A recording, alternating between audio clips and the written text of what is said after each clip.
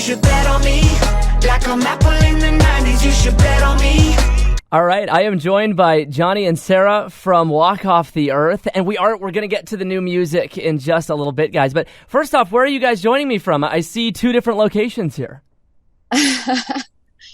I'm in my car office. I like to call this my second home. This is where I spend a good chunk of my day. Yeah, I'm currently here at our studio / office. Sarah, I believe, is on the way to reunite. Okay, all right. Si, senor. Now, with the kids, I mean, I imagine you're going to be in that car office even more as they get older, turning into preteens and teenagers. I mean, it's just going to be driving them around. That's the whole job, isn't it? I'm an Uber driver that doesn't get paid. Yeah. That's what it's called. You're a goober, right? You're a goober driver. That's right. Goober, yeah, exactly. Now, on that note, I mean, most of us don't get to work with our spouses. The two of you, of course, both part of Walk Off the Earth. What are the best and worst things about working together? I see you are diving right in. Okay. Yeah, diving right in here. I think the best thing for us, aside from the fact that we're very like-minded when it comes to what our goals are in our careers and in the art that we create, is that we have had the fortunate experience to, as we kind of grew together and started to make a family and do all this, there was no real hard separation between, Johnny's job and my job, and where the kids are at here and where the kids are at there, who spends time away from each other or the kids. There's pros and cons to that too, but I would imagine Johnny would say the same thing, that getting to have our kids with us, kind of like, we have somewhat of our own hours, and we get to bring them on tour with us and bring them to our jobs. It's a bit of a different lifestyle, but that's been a real benefit, I think, for us to get to experience that with them. There's no cons, Kenton. I was just going to say, I'll let Johnny give you the cons. No, you know what? People always ask that, like, how do you live together, work together? You have a family together. You do things together. You travel together. There's only one answer. There's only one answer for that. It's 2 words. Okay. Separate beds. I was just going to say, I was just going to like subtly touch on the fact that we have our own internal ways of finding that separation and giving ourselves that space. One of those things is we actually have separate bedrooms in our home. And when we're traveling, we're on tour, we actually get separate hotel rooms as well. So both of us have a real understanding of how much space, when that space needs to happen. And neither of us ever get upset or offended if someone's like, I just need to be by myself right now. I'm going to go to my room. Or, what somebody's like, oh, I'm going to go do a writing trip or something. And the other one's like, okay, that's fine. There's no like, well, I want to go, it's just, we have a really good dynamic of knowing that and understanding it, and not thinking that it's weird or offensive. We just go with the flow like that, and it really does work. Well, and that's fascinating, because normally I think everybody would say, okay, we sleep in separate beds. That's like, oh, red flags, except for the fact that you guys do spend all of the rest of your time together, like all of it.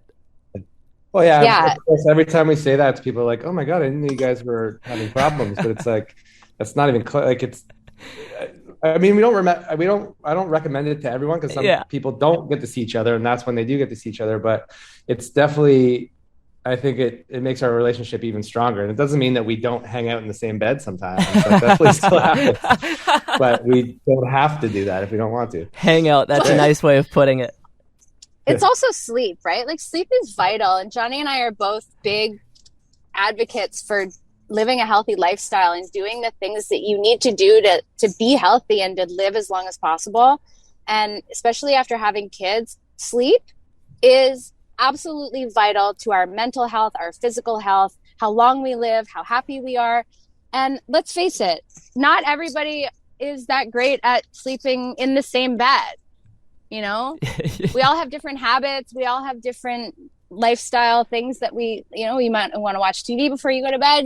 Sorry, I'm trying to parallel park. This is Yeah, I mean, I go to bed at 3 a.m. She goes to bed at 10, and she wakes up at 6, and I wake up at 9:30. So we're gonna eventually mess each other's sleep up, and then there's resentment and all that stuff. So we don't have any of that. It's great. Well, I love it. Yeah. Cool. Yeah. Very interesting side of things. Now, talking a little bit about the kids, and you'd mentioned taking them on tour and all that, which is so cool. And obviously, anybody that follows Walk Off the Earth on Instagram or any one of your social medias knows that the kids are involved. How do they factor into the whole band lifestyle? We're basically just prepping them to take over for us when we get too old to do what we do. Family business. Yeah, family business. Yeah. I've definitely contemplated that. I'm like, can you have a band that just has revolving members? And I think you can. I really think you can. We're the type of people, we really we love what we do, and we want to inspire our children to love what they do, whether that's music or, law, whatever it is. It doesn't matter, but we want to inspire our kids to do what they love. And we're very adamant, and we think it's really important for us to show them that we love what we do. And because we love what we do, we're happy and we find success in whatever way that is. And we want them to kind of live that same type of lifestyle, no matter what it is that they decide to do in their lives. So I think, for us, it's like, we're not lawyers, we're not doctors. This is what we do. So we just say, kids, this is what we do. It's awesome. It's super fun. Live your life this way, no matter what it is that you decide that it is what you want to do. And we'll support you and help guide you towards that. And in the meantime, we do teach them things like they do piano lessons, and we like to do drums with them, and we like to bring them to shows to show them how fun and awesome performing can be if that is something that they decide they want to do. Like our youngest, Romeo, for example, he's 4. We've shot a TV show with him already called Romeo Eats, because he's super passionate about food, and so is Gianni. So we created this show where we just showcase their passion for food, and to show them that things are possible, and that if you put your mind to something, no matter how dumb of an idea it sounds like or how hard it might sound, it's totally possible in one way or another. Now, on that note, I did see Romeo Eats on Johnny's Zoom. I can see that that's exactly what you've labeled your Zoom as. No, like on your name in Zoom is Romeo Eats. Oh my God, I don't even know how that happened.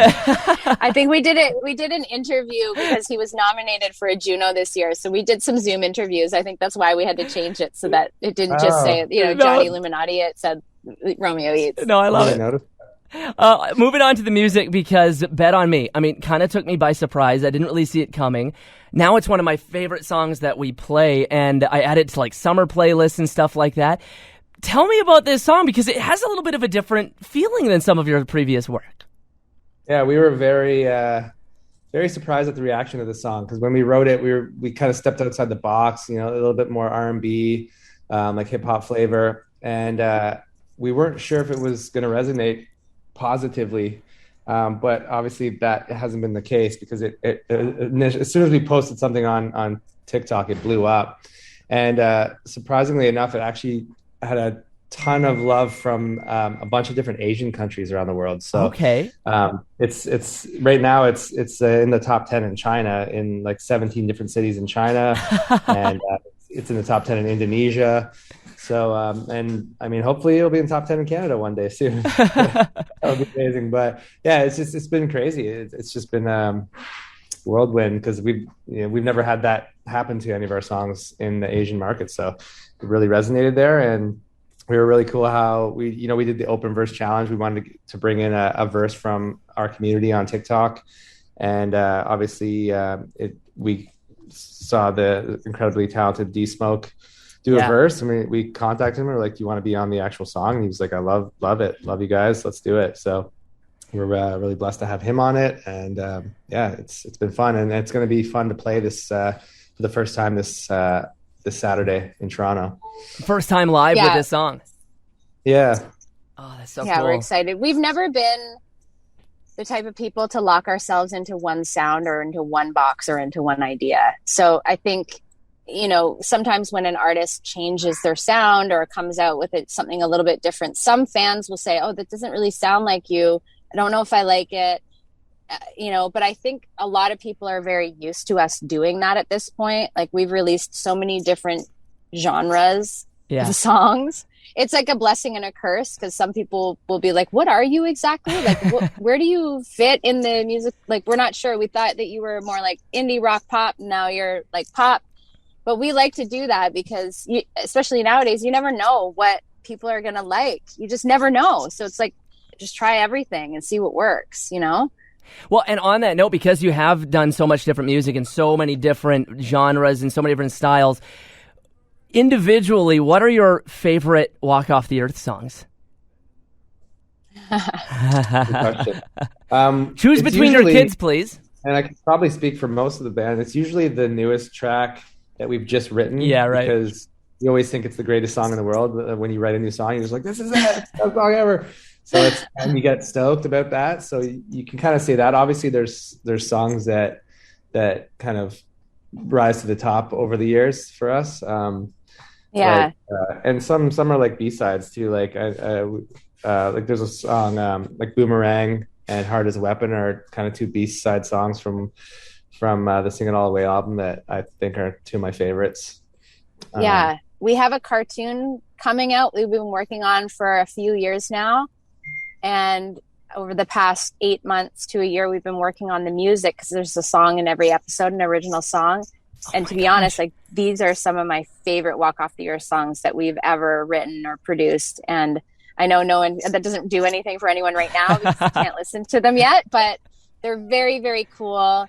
They're super inspiring. They're very anthemic, and they're just really, really catchy. And, but like Gianni said, usually whatever we put out the most recent, because it's fresh, it's new, it's exciting. I think I'll Be There is one of my favorites. I really love performing that song because there's a connection with the audience that's very special when it comes to that song live. And yeah, it flip-flops. Sometimes I'll go down a wormhole on YouTube of our own videos and just be like, oh yeah, this song, like, this is a good song. I forgot about this song. We put out a lot of songs. All right. I'll be there, I'll be there, I'll be there for you. We were just talking about some of your music and some of the songs that you guys love the most. Looking back to when you guys first kind of blew up, obviously social media was a big part of that. So a lot of artists kind of struggle to be a content creator and a musician, but it's kind of built into what you are. Tell me a little bit about the social media side of what you guys do. Yeah, that was a very conscious thing for us, because we knew that at the time when we started creating YouTube videos, and like Gianni was doing more research into YouTube, and we were doing the touring outside of YouTube, like real live shows, and how many people you could actually reach through the internet compared to how many people you'd reach driving across the country playing, 20 shows.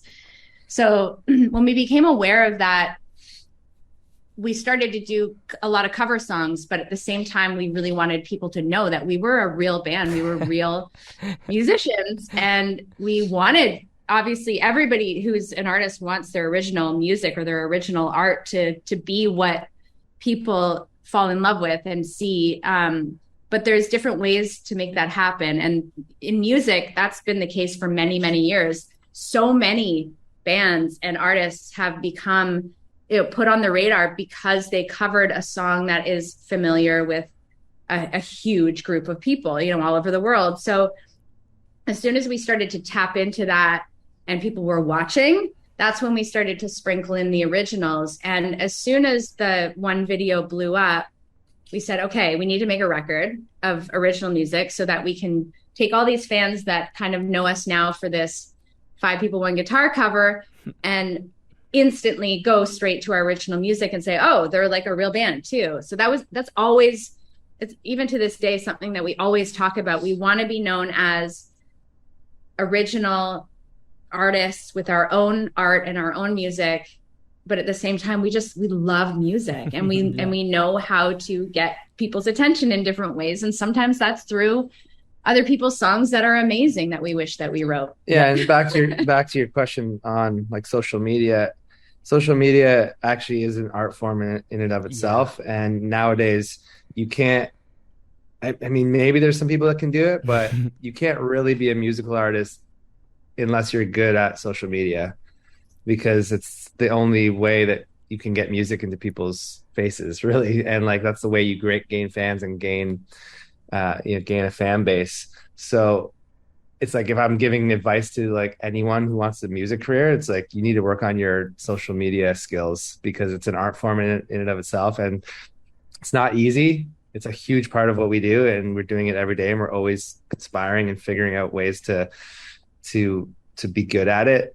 And if you don't do that, and this is like our whole career. It started with YouTube, now it's TikTok, now it's Instagram. So it's such a big part of a musician's career nowadays, and it would be. I mean, it's just another part of the art that we do. Now, it's also every kid's dream to be like a social media star at this point. Do you try to keep it out of your kids' hands at this point? Yeah, we do, to a degree. Yeah, I mean, like, our kids are so young. They do have ideas. I mean, Romeo, we produced a show with him, so there's lots of content from that we can put up online that people will enjoy. Giving Romeo a camera by himself to, shoot a TikTok, probably not the best idea. And like I know my 9-year-old has asked me about TikTok a few times. I personally have an age limit for TikTok. I don't know what it is, but it's not there. None of them are there yet. But we're also not super crunchy hippie. Like, we know that that's going to be a part of their entire lives. Like, they're growing up learning on smart pads and screens. So I think finding that, balance between how much time they spend learning technology and also still going back to like the 80s parenting, where they're outside in creeks and getting dirty and playing and stuff. That's all really important. And then I think one of the toughest things is the parental controls, because you can find anything on the internet at any age right now. So I struggle with that the most. I'll put a parental control on something and then lose every password, forget how to do it, and then they can't do anything on their computers because I locked it up, but I don't know how to get back into it. Well, you and every other parent struggles with that. I don't think that's I think that's everybody right now. Now, I have 2 more quick questions for you. I want to let you get going. But before we got started, Gianni, I know we were talking about some of your past bands. What are, like, maybe both of you, what's the band, the musical thing that you were involved with that's the most off-brand in your past? Oh, my God. I had a band that I don't even want to say the name of the band because I don't want people looking it up, because it's very off-brand for Walk Off the Earth. Walk Off the Earth. But you know what? I think that's a tough question because it is a part of who we are. I played in a band, like a psychobilly punk rock band. Okay. For a while and had so much fun doing it. But then when I started working with Gianni and getting more involved with Walk Off the Earth and doing acoustic stuff, it felt more true to myself. But because I did that, I was able to bring those elements and that, like the performance, into Walk Off the Earth and change it to suit who we actually are better. I think it's all like Johnny's old band, I wouldn't say is not you, because the music is actually phenomenal. It's just really, it's like aggressively tense. Yeah, let's leave it at that. Yeah. But I think, like, I don't know, what have we done that we've been like, oh, that was so weird that we did that? Like, there's definitely been a few things like that. Yeah. I mean, anytime you're, and we touch on comedy a lot over the years, and like anytime you're messing with stuff like that, it could, you're pushing boundaries. There's going to be some stuff that you might be embarrassed about here and there. But I would say acting for me. I'm a horrible actor. And we've made a few like short films. Johnny's an amazing actor. He's always the lead role because he's like so willing to do it. And I'm the person that's like, I don't know what you're talking about. That's how, so I think, there's a few things we've done that are out of our elements. But again, everything we've ever done in our lives has led up to helping us be the humans that we are. That's Yeah, probably no regrets. So that's No probably a regrets. healthy way of looking at it. Okay, final question. What do you guys got planned for touring and stuff? What can we look forward to as fans?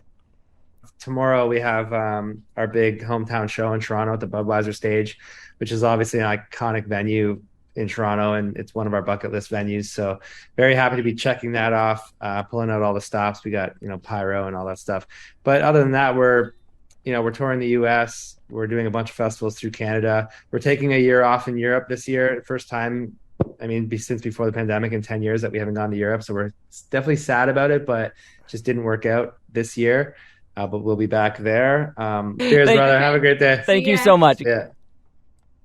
As we shot a video yesterday that's coming out next week on our Sweet. YouTube channel, so stay tuned. This one's going to be one of our, hopefully one of our favorites. Lots of cool things happening in that. It's the newest, so it's the favorite. it's done. Yeah, we're just always working on cool projects and fun projects, and we have a lot to offer. So Okay. Yeah, it's like if it's not a live show, it's something that we're creating for people to watch at home or on whatever in their living rooms, and we've never stopped doing that. And I think we've kind of nailed how to make both of them happen, but we've also been off the road for the last couple of years, so we feel blessed that we actually did get to continue to do what we do and create stuff for people to watch and to make people happy, especially during all of that. So we got lots going on. Tons songs. Cool. We will be releasing stuff for a very, very long time. Well, we are looking forward to it. Gianni, Sarah, thank you so much. I know you've given me far more time than you initially planned. Thank you so much for joining me and for chatting with us. Thanks, Kenton. Yeah, you're awesome. Thank right, you. cool. Sorry I was late. Sorry about the PTA, the last day of school. Hey. Cheers, brother. Have a great day. Thank you Yeah. so much. Yeah.